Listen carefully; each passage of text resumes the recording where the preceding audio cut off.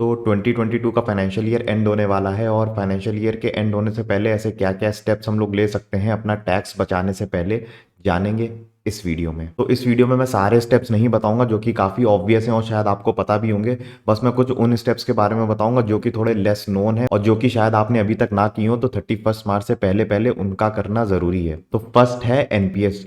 अब एनपीएस है national pension scheme. अगर आप एनपीएस में 50,000 रुपीज़ तक डिपॉजिट करते हो तो 2022 का फाइनेंशियल ईयर एंड होने वाला है और फाइनेंशियल ईयर के एंड होने से पहले ऐसे क्या क्या स्टेप्स हम लोग ले सकते हैं अपना टैक्स बचाने से पहले जानेंगे इस वीडियो में। तो इस वीडियो में मैं सारे स्टेप्स नहीं बताऊंगा जो कि काफ़ी ऑब्वियस हैं और शायद आपको पता भी होंगे। बस मैं कुछ उन स्टेप्स के बारे में बताऊंगा जो कि थोड़े लेस नोन है और जो कि शायद आपने अभी तक ना की हो, तो 31 मार्च से पहले पहले उनका करना ज़रूरी है। तो फर्स्ट है एनपीएस। अब एनपीएस है नेशनल पेंशन स्कीम। अगर आप एनपीएस में 50,000 रुपीज़ तक डिपॉजिट करते हो तो आपको अपने टैक्सेशन में उसकी डिडक्शन मिल जाएगी ओवर एंड अबव जो आपको 80C सेक्शन में ऑलरेडी डिडक्शन मिलती है।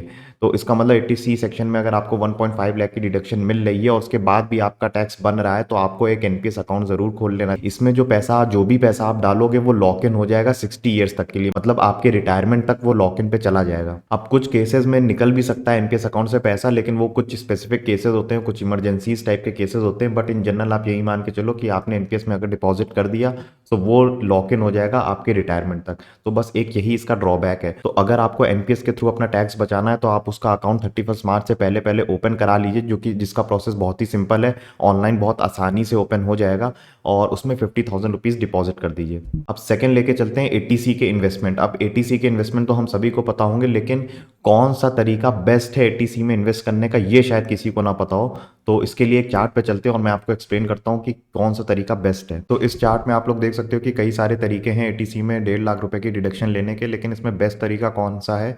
तो मेरे हिसाब से म्यूचुअल फंड की ईएलएसएस स्कीम में इन्वेस्ट करना बेस्ट ऑप्शन है एटीसी में डिडक्शन लेने का। अब मैं क्यों ऐसा कह रहा हूँ? फर्स्ट थिंग, तो इसमें रिटर्न्स आपको सारे अदर ऑप्शन से ज़्यादा मिलेगी। हाँ, अब इसमें ये ज़रूर है कि इसमें वॉलेटिलिटी ज़रूर है, मार्केट में वॉलेटिलिटी होती है और ज़रूरी नहीं है कि यही रिटर्न गारंटीड है आपकी, इसमें ऊपर नीचे हो सकता है। बट इन जनरल अगर आप स्टॉक मार्केट का ट्रेंड देखेंगे तो 3 से 4-5 सालों में आपको एक डिसेंट रिटर्न ये बना के दे ही देता है अदर फिक्स ऑप्शन से। तो जो अदर एटीसी के ऑप्शन है उससे तो बेटर रिटर्न आपको इसमें मिलनी चाहिए।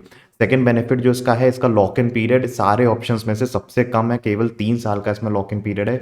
बाकी सब ऑप्शंस में मिनिमम लॉक इन पीरियड तो एटलीस्ट 5 ईयर्स तक का है। तो आप इसमें देख सकते हो कि एनपीएस में टिल रिटायरमेंट तक का लॉक इन है, बाकी यूलिप प्लान्स में, पीपीएफ में 15 ईयर्स का है, यूलिप में 5 ईयर्स का है, national saving certificate, bank FDs वगैरह में भी 5 ईयर्स का लॉक इन है। तो सबसे कम लॉक इन आपको केवल म्यूचुअल फंड की ईएलएसएस स्कीम में ही देखने को मिलेगा। और थर्ड बेनिफिट इसमें यह है कि इसकी टैक्सेशन लाइबिलिटी बहुत ही कम होगी।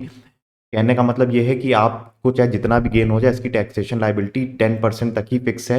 अगर आप फॉर एग्जांपल बैंक एफडी वगैरह में लगाते हो और उस पर जो भी इंटरेस्ट अर्न करते हो आप, तो उस पर आपको स्ट्रेट अवे अपने स्लैब के हिसाब से टैक्स देना पड़ता है। बट इसमें ऐसा कुछ भी नहीं है। इसमें आपको जो भी गेन होगा, पहली चीज तो वो 1 लाख रुपीज तक का आपका टोटल गेन एग्जेम्प्ट होगा। तो फॉर एग्जाम्पल लेके चलते हैं, आपने 1.5 लाख रुपीज इन्वेस्ट किए ईएलएसएस स्कीम में और 3 साल बाद वो 3 लाख रुपीज हो गए, तो इसका मतलब आपको 1.5 लाख रुपए का गेन हुआ। अब इस 1.5 लाख रुपए के गेन पे 1 लाख तो एग्जेम्प्टी हो जाएगा, तो इसका मतलब बचा जो 50,000 रुपए का गेन है उस पे आपको खाली 10% टैक्स देना पड़ेगा। तो टैक्सेशन पॉइंट ऑफ व्यू से भी ये बेटर है अदर इन्वेस्टमेंट ऑप्शंस के कंपैरिजन में। हालांकि कुछ इन्वेस्टमेंट्स बेटर है टैक्सेशन के मामले में ईएलएसएस से, लेकिन उनके अदर ड्रॉबैक्स हैं कि उसमें रिटर्न ज़्यादा अच्छी नहीं है या फिर उसमें लॉक इन पीरियड बहुत ही ज़्यादा है। तो अगर सब चीज़ों को लेकर चलें तो मेरे हिसाब से म्यूचुअल फंड की ईएलएसएस स्कीम बेस्ट ऑप्शन है एटीसी में इन्वेस्ट करने का। और सेकंड चीज़ जो आप जरूर कर सकते हो एटीसी में इन्वेस्टमेंट लेने के लिए, वो है कोई भी टर्म इंश्योरेंस आप अपना करा लो। अगर नहीं है तो टर्म इंश्योरेंस जरूर ले लीजिए। नॉर्मल इंश्योरेंस पॉलिसीज मत लीजिएगा। फॉर एग्जांपल यूलिप्स हो गए, इंडाउमेंट प्लान्स हो गए या फिर मनी बैक प्लान्स हो गए, तो ये वाले प्लान्स बिल्कुल मत लीजिएगा। अगर आपने टर्म इंश्योरेंस नहीं कराया तो आप टर्म इंश्योरेंस जरूर ले सकते हो और उसमें जो भी प्रीमियम मिलेगा उसकी भी डिडक्शन आपको एटीसी सेक्शन में मिलती है। तो उसका डिडक्शन एटीसी सेक्शन में आप लेने के बाद जितना अमाउंट बच रहा है आपका 1.5 लाख में, वो अमाउंट आप म्यूचुअल फंड की ईएलएसएस स्कीम में इन्वेस्ट कर सकते हो। इसके बाद जो थर्ड तरीका है जिससे आपका टैक्स सेविंग हो सकता है, वो है टैक्स हार्वेस्टिंग करना अपने इक्विटी शेयर्स के इन्वेस्टमेंट में। तो अगर आपने कोई भी इक्विटी इन्वेस्टमेंट किए हैं पिछले पास्ट ईयर्स में और आपका उसमें कोई भी कैपिटल गेन्स बन रहा है, हालांकि अभी आपने रियलाइज नहीं किया हो, बट नोशनल कैपिटल गेन भी अगर बन रहा है 1 लाख तक है या फिर उससे ज्यादा है, तो आपको करना कुछ नहीं है। 1 लाख तक का गेन जितने भी इक्विटी शेयर्स में आपका बन रहा है, आपको उसको सेल कर देना है और उसको तुरंत रीपरचेज कर लेना है। अब इससे होगा क्या? अब क्योंकि इनकम टैक्स में 1 लाख तक के कैपिटल गेन्स की एग्जेम्पशन मिलती है इक्विटी शेयर या फिर इक्विटी लिंक म्यूचुअल फंड्स में। तो इससे बेनिफिट ये होगा कि जो भी आप शेयर सेल करोगे जिसमें भी आपको कैपिटल गेन हो रहा है उस एग्जेम्पशन को आप क्लेम कर लोगे उसी फाइनेंशियल ईयर में।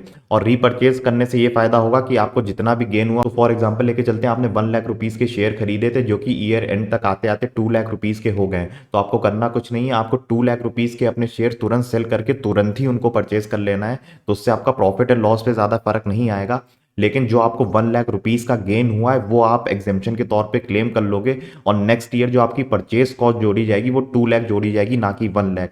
तो नेक्स्ट ईयर जब आपका कैपिटल गेन निकलेगा तो वो 2 लाख से जितना आपको गेन होगा उस पे निकलेगा, ना कि 1 लाख से जितना गेन हुआ उस पे निकलेगा। तो इस तरीके से तुरंत बाय और सेल करके आप अपना कैपिटल गेन का एग्जेम्पशन ले सकते हो। अब इसी में दूसरी चीज भी है कि अगर आपने इक्विटी शेयर्स में इन्वेस्ट किया है और आपको लॉस हो रहा है, तो लॉस के केस में क्या करना है, लॉस के केस में भी आपको सेम चीज करनी है, आपको तुरंत उसको सेल करके तुरंत उसको बाय कर लेना है। उससे बेनिफिट ये होगा कि जो भी आपको लॉस हुआ है, हालांकि नोशनली हुआ, वो आपका रिलाइज हो जाएगा और वो लॉस आप कैरी फॉरवर्ड कर पाओगे फॉर द नेक्स्ट ईयर। तो इसका मतलब फ्यूचर में जब भी आपके इक्विटी शेयर्स के प्राइस इंक्रीज होंगे और आपको कैपिटल गेन होगा, तो उस कैपिटल गेन में से ये लॉस सेट ऑफ हो जाएगा और आपको कम कैपिटल गेन पे टैक्स देना पड़ेगा। तो इसको एक एग्जांपल से समझते हैं। तो इस एग्जांपल में मान के चलते हैं हम लोग ने 10 लाख रुपीज इनिशियली इन्वेस्ट किए थे, और फर्स्ट ईयर के एंड होते होते वो जो 10 लाख रुपीज थे वो गिर के 8,50,000 हो गए, मतलब 1,50,000 का हम लोगों को नोशनल लॉस हुआ है। तो हम लोग को करना ये होगा कि ईयर एंड से पहले पहले हम लोग को ये लॉस रियलाइज करके और फिर से रीपर्चेज कर लेना है। तो रियलिटी में हम लोग का प्रॉफिट एंड लॉस इफेक्ट नहीं होगा, लेकिन इनकम टैक्स के हिसाब से हम लोग को बेनिफिट ये होगा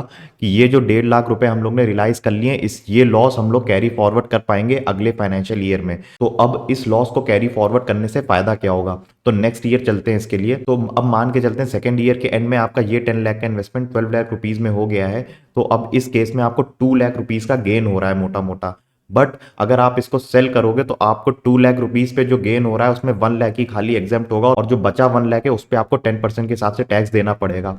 बट क्योंकि आपने 1.5 लाख का लॉस पिछले साल रियलाइज कर लिया था, अब उसका बेनिफिट ये होगा कि आपके 2 लाख के गेन में से 1,50,000 का तो लॉस सेट ऑफ हो जाएगा, और जो बचा है 50,000 का गेन उसी पे आपको टैक्स देना पड़ेगा। क्योंकि 1 लाख तक के तो कैपिटल गेन पे टैक्सेशन है ही नहीं, एग्जेम्प्ट है, तो 50,000 रुपीज आपका टोटल गेन एग्जेम्प्ट हो जाएगा। इसका मतलब अगर आप लॉस ये वाला कैरी फॉरवर्ड नहीं करते तो आपको 1 लाख पे 10% के हिसाब से कैपिटल गेन देना पड़ता, वो आपने सेव कर लिया केवल इस लॉस को कैरी फॉरवर्ड करने से। तो अगर आपको कोई भी नोशनल लॉस हो रहा है आपके पोर्टफोलियो में, चाहे वो शेयर्स का पोर्टफोलियो हो, चाहे वो इक्विटी म्यूचुअल फंड्स का पोर्टफोलियो हो, आप उनको तुरंत सेल करके उनको तुरंत रीपर्चेज करके वो लॉस रियलाइज करके उसको अपने इनकम टैक्स में कैरी फॉरवर्ड जरूर करिए। अब चौथा पॉइंट है कि अब अगर आप कोई भी और कैपिटल एसेट बाय या सेल कर रहे हो अदर देन इक्विटी शेयर्स वगैरह, तो आपको किन चीजों का ध्यान रखना है। तो अगर आपको कोई भी कैपिटल एसेट परचेज करना है मार्च या अप्रैल के अराउंड, तो आपको ये चीज जरूर इंश्योर करनी है कि आप उसको मार्च में ही परचेज कर लें रादर देन उसको अप्रैल में डिले करने के लिए।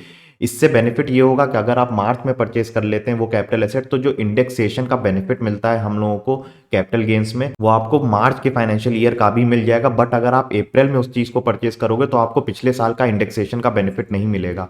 और अगर आप कोई भी कैपिटल एसेट सेल कर रहे हो तो आपको ये चीज इंश्योर करनी है कि आप उसको मार्च में नहीं अप्रैल में सेल करें। उससे बेनिफिट ये होगा कि आपको नेक्स्ट ईयर का जो इंडेक्सेशन का बेनिफिट है वो मिल जाएगा। अगर आप मार्च में ही उसको सेल कर देंगे तो आपको मार्च तक के ही फाइनेंशियल ईयर का इंडेक्सेशन का बेनिफिट मिलेगा, नेक्स्ट ईयर के फाइनेंशियल ईयर का इंडेक्सेशन का बेनिफिट नहीं मिलेगा। तो आपको ये चीज जरूर इंश्योर करनी कि आपके कोई भी बाय या परचेज डिसीजन जो भी किसी कैपिटल एसेट से रिलेटेड है अदर देन इक्विटीज, वो अगर मार्च या अप्रैल के अराउंड के महीनों में बन रहे हैं, तो आपको ये चीज़ ज़रूर इंश्योर करनी है कि अगर आपको बाय करना है तो आपको वो मार्च के मंथ में ही बाय करना है, और अगर आपको कोई अपना कैपिटल एसेट सेल करना है तो आपको वो अप्रैल के महीने में सेल करना है। इससे आपको इंडेक्सेशन का बेनिफिट मिलेगा, जिससे आपका कैपिटल गेन काफ़ी हद तक रिड्यूस हो सकता है। इसके अलावा एक और चीज़, अगर आपको कोई इनकम ऐसी जनरेट हो रही है जिसपे आपका टीडीएस नहीं कटता है और वो इनकम का अमाउंट सब्सटैंशियल है, तो आपको ये चीज़ ज़रूर इंश्योर करनी है कि आप उस पर अपना एडवांस टैक्स ज़रूर पे कर दें। क्योंकि अगर आप अपना एडवांस टैक्स पे नहीं करेंगे तो आपको सेक्शन 234 बी और सी के हिसाब से उस पर इंटरेस्ट लग जाएगा। तो आपको ये चीज़ ज़रूर इंश्योर करनी है कि जिस भी इनकम पे आपका टीडीएस नहीं कट रहा है, तो क्या उस अदर इनकम को लेके आपकी एडवांस टैक्स की पेइंग लाइबिलिटी बन रही है कि नहीं, और अगर बन रही है तो आपको ये ज़रूर इंश्योर करना है कि उसको आप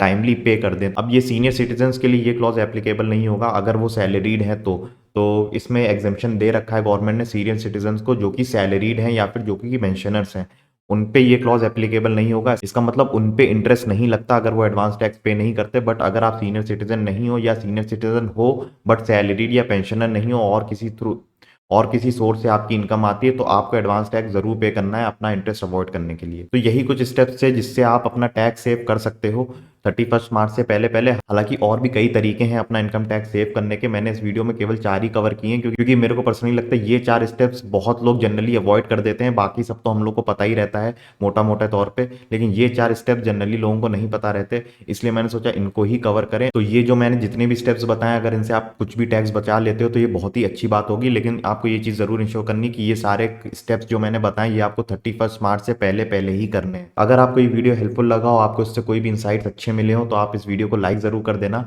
इसी तरह के और अपडेट्स देखने के लिए मेरे चैनल को सब्सक्राइब भी कर दीजिए। तब तक के लिए बाय बाय।